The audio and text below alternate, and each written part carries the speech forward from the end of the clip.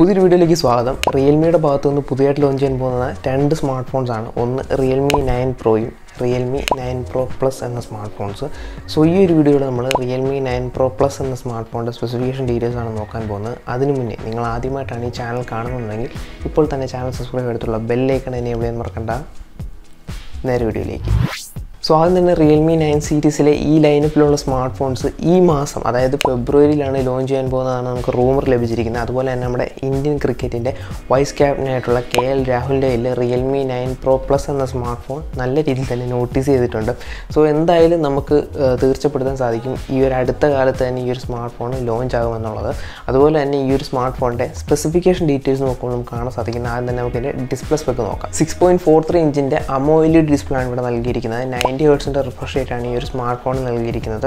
ഇപ്പോഴത്തെ ഒരു ട്രെൻഡ് അനുസരിച്ചിട്ട് ഒരു 120 ഹെർട്സ് ഒക്കെയാണ് നമുക്കിപ്പോൾ ലഭിക്കേണ്ടത്. പിന്നെ നമുക്കറിയത്തില്ല, ബഡ്ജറ്റ് കുറയ്ക്കാൻ വേണ്ടിയിട്ടായിരിക്കും ചിലപ്പോൾ അവർ 90 ഹെർട്സ് ഇവിടെ നൽകിയിരിക്കുന്നത്. അതുപോലെ തന്നെ ഈ ഒരു സ്മാർട്ട് ഫോണിൽ പഞ്ച് ഹോൾ ഡിസ്പ്ലേ ആണ് ഇവിടെ നൽകിയിരിക്കുന്നത്. സോ നമ്മുടെ സാംസങ്ങിലൊക്കെ നമ്മൾ സാധാരണ കണ്ടുവരുന്ന ഒരു ഡിസ്പ്ലേ ആണ് ഇവിടെ നൽകിയിരിക്കുന്നത്. പിന്നീട് ഈ ഒരു സ്മാർട്ട് ഫോണിൽ ഫിംഗർ പ്രിൻറ്റ് സെൻസറാണ് വരുന്നത്.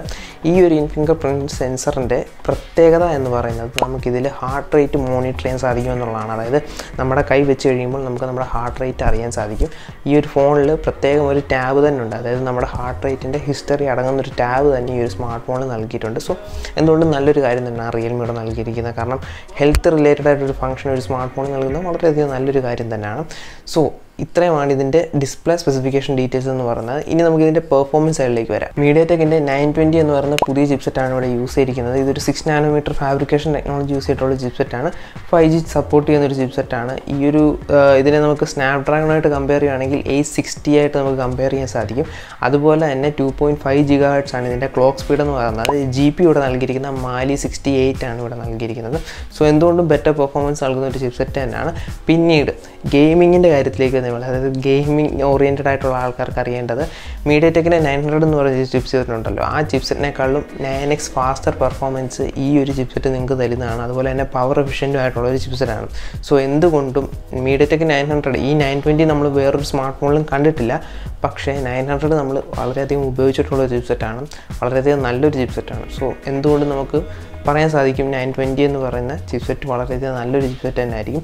സോ പെർഫോമൻസ് സൈഡ് നോക്കുകയാണെങ്കിലും വളരെയധികം ഓക്കെ ആയിട്ടുള്ളൊരു പെർഫോമൻസ് ആയിട്ടാണ് നമുക്കിവിടെ കാണാൻ സാധിക്കുന്നത്. പിന്നീട് ഈ ഒരു സ്മാർട്ട് ഫോണിൻ്റെ ക്യാമറ സെഗ്മെൻറ്റിലേക്ക് വന്നുകഴിയുമ്പോൾ നമുക്ക് കാണാൻ സാധിക്കുന്നത് ഈ ഒരു സ്മാർട്ട് ഫോണിൽ ട്രിപ്പിൾ ക്യാമറ സെറ്റപ്പാണ് നൽകിയിരിക്കുന്നത്. 50 മെഗാ പിക്സലിൻ്റെ പ്രൈമറി സെൻസറും 8 മെഗാ പിക്സലിൻ്റെ അൾട്രാ വൈഡും 2 മെഗാ പിക്സലിൻ്റെ മാക്രോ ലെൻസുമാണ് നൽകിയിരിക്കുന്നത്. എന്തിനാണ് ആ ഒരു ആവശ്യമില്ലാത്ത സെൻസർ അവിടെ യൂസ് ചെയ്തിരിക്കുന്നത് എനിക്കറിയത്തില്ല. ആരും അത് യൂസ് ചെയ്ത് ഞാൻ കണ്ടിട്ടില്ല ഇതുവരെ, അറിയത്തില്ല. അതുപോലെ തന്നെ ഫ്രണ്ട് ഫേസിങ് ക്യാമറയിലേക്ക് വന്നു കഴിയുമ്പോൾ 16 മെഗാ പിക്സലിൻ്റെ പ്രൈമറി സെൻസറാണ് ഇവിടെ നൽകിയിരിക്കുന്നത്. സോ ഓവറോൾ നോക്കുകയാണെങ്കിൽ ക്യാമറ വലിയ ഇഷ്യൂ ഒന്നുമില്ല. ഏത് സെൻസേഴ്സാണ് യൂസ് ചെയ്തിരിക്കുന്നത് എന്നുള്ളത് ഡീറ്റെയിൽ ആയിട്ട് നമുക്ക് അറിയാൻ സാധിച്ചിട്ടില്ല. അത് അറിഞ്ഞു കഴിയുമ്പോൾ ഞാൻ ഒന്നെങ്കിൽ ഡിസ്ക്രിപ്ഷനിലോ അല്ലെങ്കിൽ അതിൻ്റെ കമൻറ്റ് സെക്ഷനിലോ ഞാൻ പിൻ ചെയ്യാവുന്നതാണ്. അതുപോലെ തന്നെ ഈ ഒരു സ്മാർട്ട് ഫോണിൻ്റെ ബാറ്ററി സെഗ്മെൻറ്റിലേക്ക് വന്നു കഴിയുമ്പോൾ നമുക്ക് കാണാൻ സാധിക്കുന്നത് 4500 mAh ബാറ്ററിയാണ് ഇവിടെ നൽകിയിരിക്കുന്നത്. 65 വാട്ടിൻ്റെ ഫാസ്റ്റ് ചാർജിങ് സപ്പോർട്ട് ചെയ്യുന്നുണ്ട്. നമുക്കറിയാം നമ്മുടെ OnePlusലൊക്കെ നമ്മൾ കണ്ടിരുന്ന അതേ ഫാസ്റ്റ് ചാർജിങ് സപ്പോർട്ട് തന്നെയാണ് ഇവിടെ വരുന്നത്. അതായത് 65 വാട്ടിൻ്റെ ഫാസ്റ്റ് ചാർജിങ്. അതുപോലെ തന്നെ ചാർജർ പെട്ടിക്കകത്തുണ്ട് കേട്ടോ. പിന്നീട് നമുക്ക് ഈ ഒരു സ്മാർട്ട് ഫോണിൽ നമുക്ക് കാണാൻ സാധിക്കും മറ്റ് ഫീച്ചേഴ്സ് എന്ന് പറയുന്നത് Wi-Fi 6 ആയിരിക്കും, Bluetooth 5 ആയിരിക്കും ഇവിടെ യൂസ് ചെയ്യുന്നത്. അതുപോലുള്ള പിന്നെ ഹാർട്ട് റേറ്റ് സെൻസേഴ്സ് ഇവിടെ യൂസ് ചെയ്യുന്നുണ്ട്. സോ അതുപോലെ തന്നെ ഒരു ഫുള്ളി പാക്ഡ് സ്മാർട്ട് ഫോൺ നമുക്ക് പറയാൻ സാധിക്കും.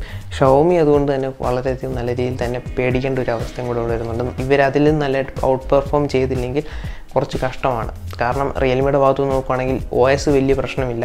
അതുപോലെ തന്നെ ഇപ്പോൾ ഈ ഒരു സ്മാർട്ട് ഫോണിൽ ഇത്ര സ്പെസിഫിക്കേഷൻസും കൂടെ ഉണ്ടെങ്കിൽ it will be A good phone. കാരണം ഷവോമിയുടെ ഭാഗത്ത് നിന്ന് 12.5-ൻ്റെ ഒരു അപ്ഡേറ്റ് കൂടെ വന്നു കഴിഞ്ഞപ്പോൾ ബഗ്സ് കൊണ്ട് നിറഞ്ഞിരിക്കുക അതിനകത്ത്. ഇനിയിപ്പോൾ 13 വന്നു കഴിയുമ്പോൾ അറിയാം എങ്ങനെ ആവും എന്നുള്ളതൊക്കെ.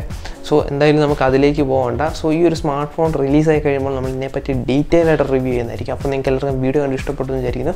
വീഡിയോ ഇഷ്ടപ്പെട്ടെങ്കിൽ ലൈക്ക് ചെയ്യുക, വീഡിയോ ഇഷ്ടപ്പെട്ടില്ലെങ്കിൽ ഡിസ്ലൈക്ക് ചെയ്തോളൂ. പുതിയൊരു വീഡിയോയിൽ കാണുന്നിടം വരെ ഗുഡ് ബൈ.